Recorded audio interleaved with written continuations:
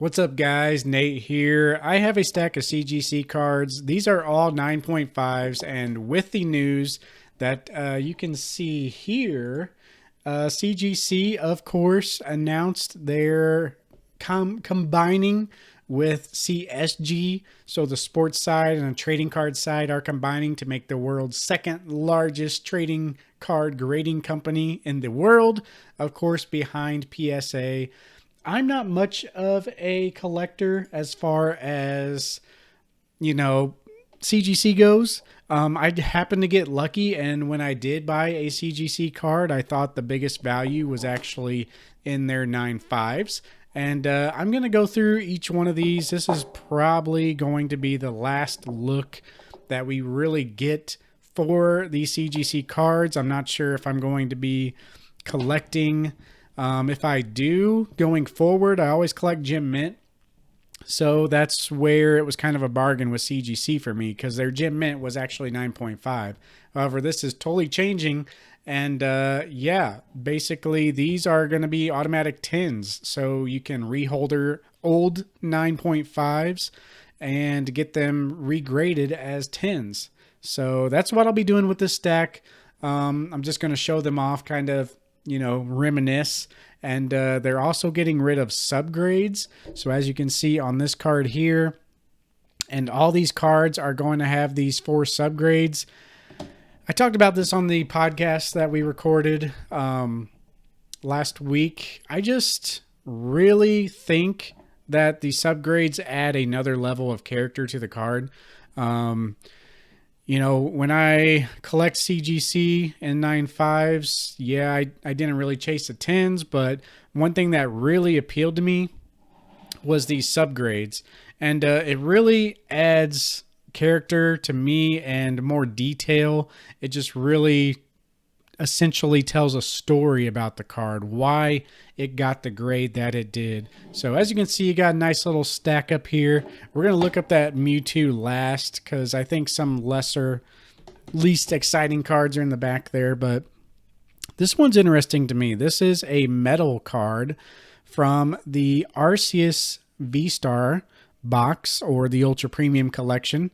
But yeah, this is a 9.5. These metal cards are really hard to get in a 10, especially the celebrations ones. These are a little better because there's not as much chipping, but the paint chipping was on the edges on the back. And if you can see here, there's a little sleeve that CGC added to the grade, and PSA actually did the same as well. But overall, I like the case. This is slightly thicker than the old, or not the old, but the non-metal cards. So as you can see, the little, insert there where the card sits is actually a little thicker. But yeah, telling the story, we can see this card really got held back from the surface. The others are 9.5 as well, but when you do some digging, you can really look at the card and see where the flaws are. So that's one thing I love about subgrades. It's not just, oh, this is a 9.5. I wonder why I got a 9.5. With the subgrades, you know the story, you know the reason for that 9.5. And I'm really going to miss subgrades. I do not like Beckett as a grading company. So yeah, unfortunately, the subgrades are probably a thing of the past for me. So if you want to get subgrades, you're going to have to go to Beckett now. Overall, I love CGC's case. Not so much the label. I do like the new label. I can't tell if I like it more than the blue one, but when this first came out, I hated the blue label. I didn't like how they have the white background on the grade. The grading number itself isn't consistent across the board. You can see this is like off center.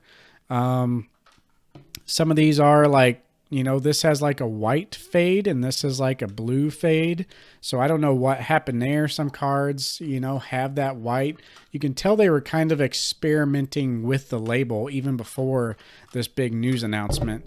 But yeah, I love the case. I love the crystal clear case. It feels nice. It really gives the card pop. But yeah, serial number on the back and barcode so you can look that up. But yeah, This is an amazing rare. I love this style, this artwork, this textured hollow.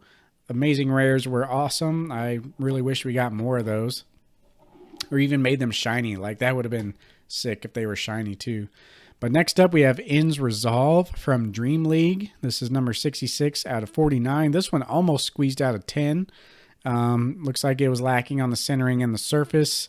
So, yeah, you can really get a good eye for why a card missed the grade that you were looking for with those subgrades. I'm actually going to set those off to the side. Now we have a Sword and Shield promo 143. This is a Pokemon Center pack purchase from Sword and Shield. This is the old Charizard. There's plenty of these to go around. This is one of those cards that were like super cheap and people were buying like hundreds of them, literally. Always going to be a good card. I don't really give in to the Charizard hype and the Charizard promos, but this one, I really love the artwork on this one. So I really liked how the card looked overall. Looks better in a PSA case because of the label. However, I got this one graded when it wasn't, it didn't make sense to send with PSA because how cheap the card is. So yeah, pretty solid card. That one really only missed the centering, which you can kind of see looks like left to right. It's kind of shoved more to the right there. All right, moving on. We have a Pikachu XY Break promo 206. Now, this one is a Pokemon Center promo for the 20th anniversary. A lot of the cards, even the full art, you can see like the kind of glitter hollow there. I love this card. This is going to be really nice in the new 10. So, yeah, I'll be paying $5 to upgrade this to a 10. So 9.5s are still a thing. 0.5 grades are for sure still there. The 9.5 now is going to be like the 9 is going to be mint and 9.5 is going to be like mint plus. But anyway, this is a Gem Mint 9.5 on the old scale. This one will be getting upgraded too. The centering is the only thing that really held this one back. So overall, nice card. This is, with the Eevee Unagaba releases, this classic Pikachu, I just love the artwork. Probably going to collect these cards in like a binder collection. So yeah, really want to get a good collection going as far as the binder goes. Moving on here, we have Playing in the Sea Pikachu. This one almost squeezed out of 10. Again, the grading number is off center there. This is such a cool card. This is one of my favorite cards of all time. This is a Shining Summer Pack purchase. So I love the holo. If you guys follow Lorcana too, the D23 promos that released last year, which are going to be the grails of Lorcana, in my opinion, they actually have this same holo pattern. So if you guys check out those cards, the D23 Lorcana promos, they have the same wavy holo as this card right here. And quite a few cards in the Sun and Moon era had this holo. But yeah, this is one of my favorite cards. I will be paying the $5 to get this upgraded to a 10 and selling it and probably buying the card back for a binder collection. So yeah. Next up, one of my favorite cards I had. Now, this is where the old blue CGC label really shined through. When you have texture on the card or colors on the card that are like, similar to blue, if they're like a light blue or greenish or purple, that's when CGC cases really pop, especially if you have blue on there. And this card just looks so amazing. Like this, in this case, when the colors match up, that's when the CGC definitely looks better than the PSA case, in my opinion. But unfortunately, being that they went with like, a solid blue color, same with PSA though, PSA is red. The colors do clash. I think the biggest problem with CGC though is like, if this were like PSA label style, just that line up top might be blue. The fact that the entire label is blue, it just really takes off, from the card itself, especially with cards where the colors clash, like this card here. So, yeah. And that's one thing that they mention in their like little Instagram live. They will be changing some of that because, the aesthetic They wanted the aesthetic of the cards to be more neutral as far as the label goes, and kind of have more focus on the card. But yeah, look at how beautiful that card is. This was a Jet Black Spirit box purchase, so if you bought a box, you got this promo. Beautiful card there.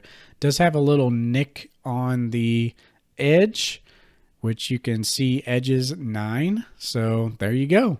I could look at this card, see edges 9. Okay, where is that edge? Looked at the back. There it was in the top right. So yeah, you know exactly what's wrong. That's why I'm gonna miss subgrades, man. It's gonna be awesome. It'd be funny if PSA like offered subgrades now. I think PSA is winning just by like standing by and doing nothing.